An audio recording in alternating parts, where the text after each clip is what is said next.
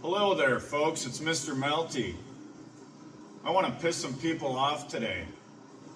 Has nothing to do with this car or anything. Not the car behind me or the cars behind that, but just experience over the last year or two. Um,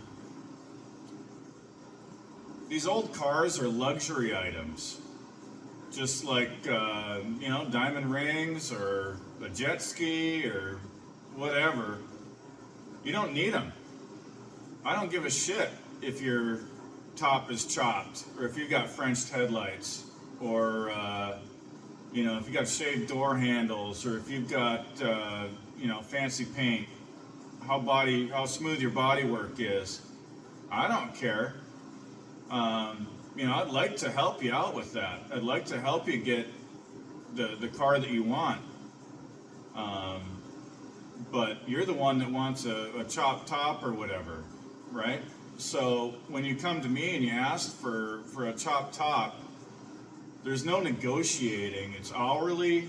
The shop rate is hourly, and the time that I spend on it pays for my family and my kid and experiences in his life, just like your job pays for all of your shit too. So if you want to play, you got to pay. The old saying, cool costs money. How cool do you want to be? Well, if you want to be super cool and you want to be cheap, then go learn how to do this shit yourselves.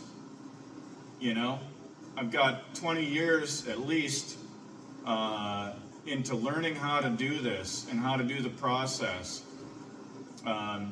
Sure, I might MIG weld things still. I'm kind of a dinosaur. Eventually I'm going to switch to TIG welding, but I'm still working on it. But it doesn't mean that the results at the end of the day are poor. It just means that it's done a little bit differently than the Instagram kings and queens there that do everything metal finish. Those shops are at 120 plus an hour, and I'm at $80 an hour, $75 an hour if you pay for 100 hours at a time, right? A chop like this takes about 300 hours from start to finish with all the garnish moldings and all the rubber and interior stuff. The Merc quarter window moldings are the worst thing. It takes probably 40 hours just for the metal work, and then you got body work on top of that, and then you got the vent windows and everything on top of that. So nobody really realizes how many hours it takes to get everything done. And the thing is I'm faster than I ever used to be. I've got my skills to where now there's no second guessing myself. There's no beating around the bush trying to figure things out. When it comes to a Merc chop, or when it comes to any chop, a shoebox, or just metal work in general, I pretty much have a good plan of attack, and that comes with 20 years experience. I feel like my work is in the top 10, 15% of shops in the country, and that's because I've seen a lot of shops. I've seen a lot of shops that do great work, and a lot of shops that don't do great work, and they're still charging $100 an hour. A lot of people just watch TV.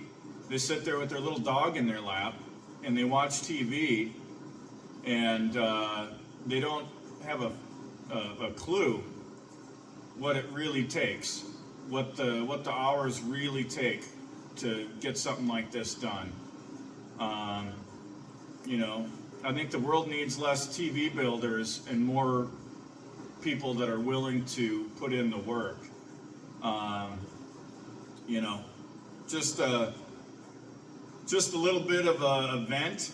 Again, it has nothing to do with current customers or anything like that, but just some stuff that I've experienced over the last couple of years with people thinking that they can negotiate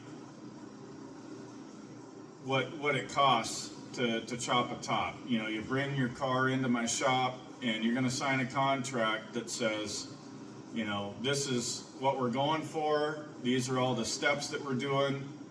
There's no real estimates because you run into things here and there with different cars. And, you know, if you can't pay, then don't play. So, thanks for letting me vent, I guess. And,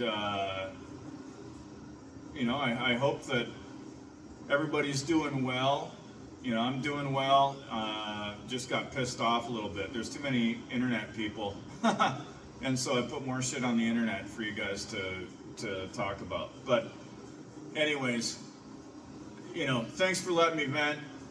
See what your comments are below. Those guys that are home builders and in smaller shops, in larger shops, whatever. You know, what are your thoughts? What are your thoughts on the time that it takes versus what you get? I think that in a few years, there's a good chance that I might just be doing consignment car sales and selling cars and parts and just working on my own stuff here.